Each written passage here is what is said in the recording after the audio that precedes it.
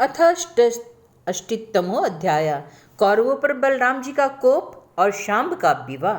श्री सुखदेव जी कहते हैं, परिचित, जाम्बती नंदन सांब अकेले ही बहुत बड़े बड़े वीरों पर विजय प्राप्त करने वाले थे। वे स्वयंवर में स्थित दुर्योधन की कन्या लक्ष्मणा को हर लाए। इससे कौरवों को बड़ा क्रोध हुआ। वे बोले, यह बालक बहुत ढीठ है, देखो तो सही, इसने हम लोगों को नीचा दिखाकर बलपूर्वक हमारी कन्या का अपहरण कर लिया। बहुत इसे चाहती भी नहीं थी, अतः इस ढीठ को पकड़कर बांध लो। यदि यदुवंशी लोग रुष्ट भी होंगे तो हमारा बिगाड़ क्या लेंगे? वे लोग हमारी ही कृपा से, हमारी ही दिव्य धन धान्य से परिपूर्ण पृथ्वी का उपभोग कर रहे हैं। यदि वे लोग अपने इस लड़के के बंदी होने का समाचार सुनकर यहाँ आएंगे तो हम लोग उनका सारा घमंड चूर चूर कर देंगे और उन लोगों के मिजाज वैसे ही ठंडे हो जाएंगे जैसे संयमी पुरुषों के द्वारा प्राणायाम आदि उपायों से बस में की हुई इंद्रियां। ऐसा विचार करके कर्ण, सल, बुढ़ीश्रवा, यज्ञकेतु और दुर्योधन आदि ने वीरों ने कुरुवंश के बड़े बूढ़ों की अनुमति ली तथा शांब को पकड़ लेने की तैयारी की। जब महारथी शांब ने देखा कि धृतराष्ट्र के पुत्र मेरा पीछा कर रहे हैं, तब एक सुंदर धनुष चढ़ाकर सिंह के समान अकेले ही रणभूमि में डट गए। इधर कर्ण को मुखिया बनाकर कौरव वीर धनुष चढ़ाए हुए शांब के पास आ पहुंचे और क्रोध में भड़के उसे पकड़ लेने की इच्छा से बोले, खड़ा रह, खड़ा रह। इस प्रकार ललकारते हुए बाणों की वर्षा करने लगे। परिचित, यदुनंदन शांब अति चैतन्य ऐश्वर्यशाली भगवान श्री कृष्ण के पुत्र थे। कौरवों के प्रहार से वे उनसे चिढ़ गए, जैसे सिंह तुच्छ हरिणों का पराक्रम देखकर चिढ़ जाता है। शांब ने अपनी सुंदर धनुष का टंकार करके कर्ण आदि 6 वीरों पर, जो अलग अलग 6 रथों पर सवार थे, 6 बाणों से एक साथ अलग अलग प्रहार किया। उनमें से 4 बाण उनके 4 घोड़ों पे, एक उनके सारथियों पर और एक उन महान धनुषधारी रथी वीरों पर छोड़ा। शाम के इस अद्भुत हस्तलाघव को देखकर विपक्षी वीर भी मुक्त कंठ से उसकी प्रशंसा करने लगे। इसके बाद उन 6 वीरों ने एक साथ मिलकर शांब को रथहीन कर दिया। 4 वीरों ने एक बाण से उसके 4 घोड़ों को मारा और एक ने सारथी को और एक ने शांब का धनुष काट डाला। इस प्रकार कौरवों ने युद्ध में बड़ी कठिनाई और कष्ट से शांब को रथहीन करके बांध लिया। इसके बाद वे उन्हें तथा अपनी कन्या लक्ष्मणा को लेकर जय मनाते हुए हस्तिनापुर लौट आए। परिचित, नारद जी ने यह समाचार सुनकर यदुवंशियों को बड़ा क्रोध आया। वे महाराज उग्रसेन की आज्ञा से कौरवों पर चढ़ाई करने की तैयारी करने लगे। बलराम जी कलह प्रधान कलयुग की सारे पाप ताप को मिटाने वाले हैं। उन्होंने कुरुवंशियों और यदुवंशियों की लड़ाई झगड़े को ठीक न समझा।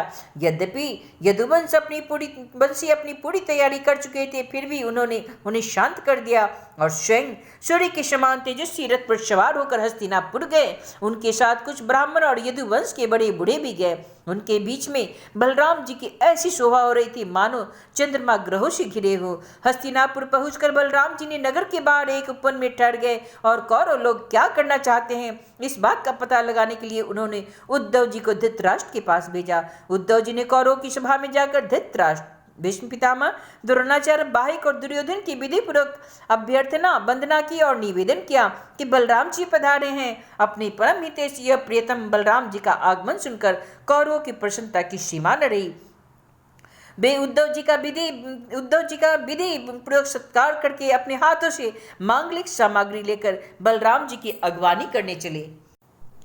फिर अपनी अपनी अवस्था और संबंध के अनुसार सब लोगों ने बलराम जी से मिले और उनसे सत्कार के लिए उन्हें गौ अर्पण किए एवं अर्घ्य प्रदान किया।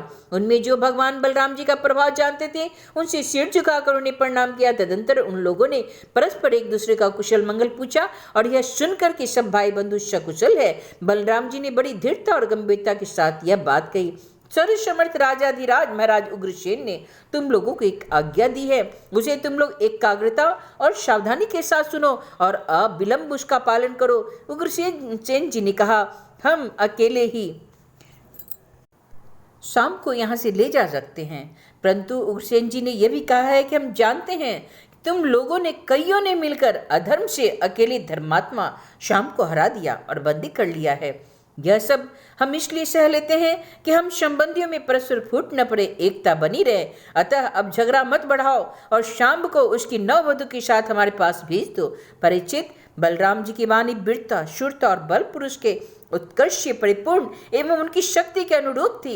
यह बात सुनकर कुरुवंशी क्रोध से तिलमिला उठे। वे कहने लगे, अहो यह तो बड़ी आश्चर्य की बात है। सचमुच काल की चाल को कोई नहीं टाल सकता। तभी तो आज पैरों की जूती उस सिर पर चढ़ना चाहती है जो श्रेष्ठ मुखों से सुशोभित है। इन यदुवंशियों के साथ किसी प्रकार हम लोगों का विवाह संबंध कर लिया। ये हमारे साथ सोने बैठने एवं पंक्ति में खाने लगे। हम लोगों ने इन्हें राज सिंहासन देकर राजा बनाया और अपने बराबर बना लिया। ये यदुवंशी चंवर, पंखा, शंख, श्वेत छत्र, मुकुट, राज सिंहासन और राजोचित सैया का उपयोग भोग इसलिए कर रहे हैं कि हमने जानबूझकर इस विषय में उपेक्षा कर रखी है। बस अब हो चुका। यदुवंशियों के पास अब राज चिन्ह रहने की आवश्यकता नहीं, उन्हें उनसे छीन लेना पड़ेगा। जैसे सांप को दूध पिलाने वाले के लिए घातक है, वैसे ही हमारे देवी राज चिन्हों को लेकर यदुवंशी हमसे विपरीत हो गए। देखो तो भला हमारी कृपा प्रसाद से इनकी बढ़ती हुई और ये अब हम ही पर हुक्म चलाने लगे हैं।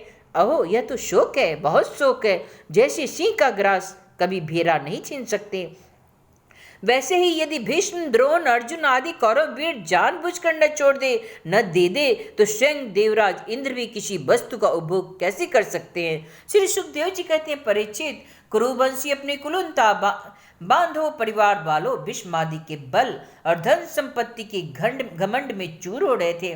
उन्होंने साधारण शिष्टाचार की भी परवाह नहीं की और वे भगवान बलराम जी को इस प्रकार दुर्वचन कहकर हस्तिनापुर लौट गए। बलराम जी ने कौरवों की दुष्टता, अशिष्टता देखी और उनके दुर्वचन भी सुने। अब उनके चेहरे पर क्रोध से तमतमाहट आ गई। उस समय उनके यह देखा तक नहीं गया, वे बार बार जोर जोर से हंसने लगे। सच है, जिन दुष्टों को अपनी कुलुनता, बल, पौरुष और धन का घमंड हो जाता है, वे शांति नहीं चाहते। उनको दमन करने का, रास्ते पर लाने का उपाय समझाना बुझाना नहीं बल्कि दंड देना है।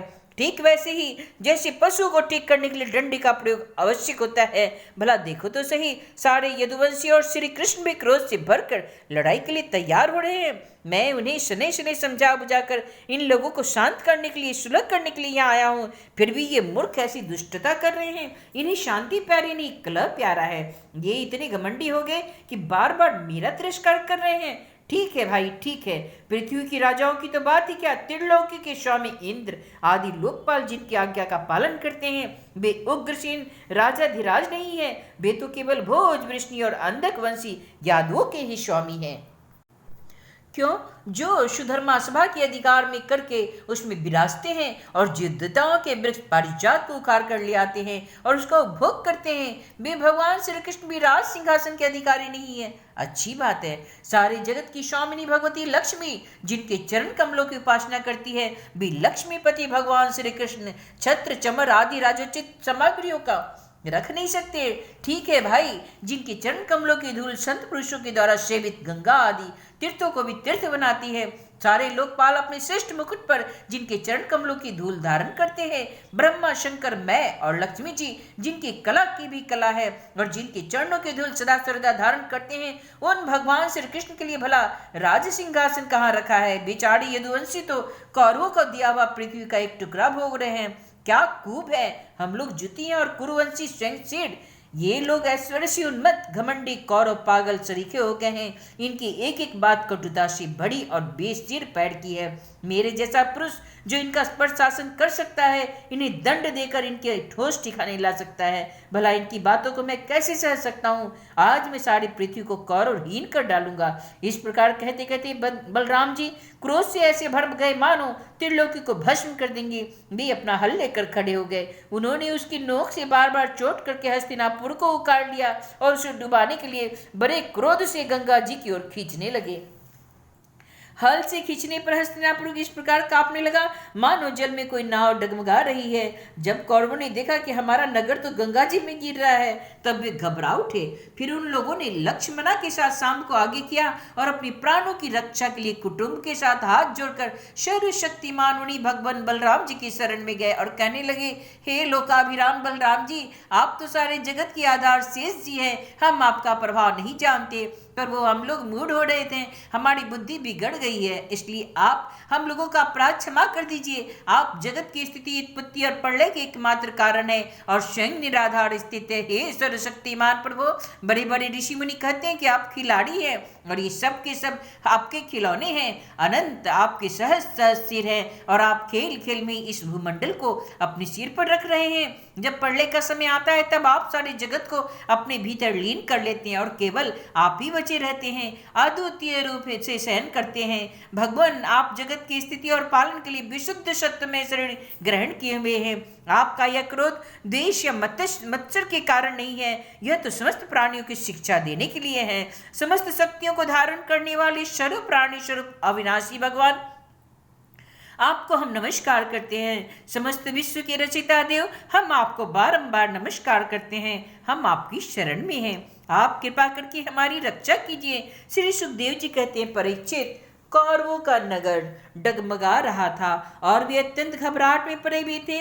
जब सबके सब कुरुवंशी इस प्रकार भगवान बलराम जी की शरण में आए, तब उनकी स्तुति प्रार्थना की। तब वे प्रसन्न हो गए और बोले, डरो मत, और उन्हें कहकर उन्हें अभयदान दिया। परीक्षित, दुर्योधन अपनी पुत्री लक्ष्मणा से बड़ा प्रेम करता था।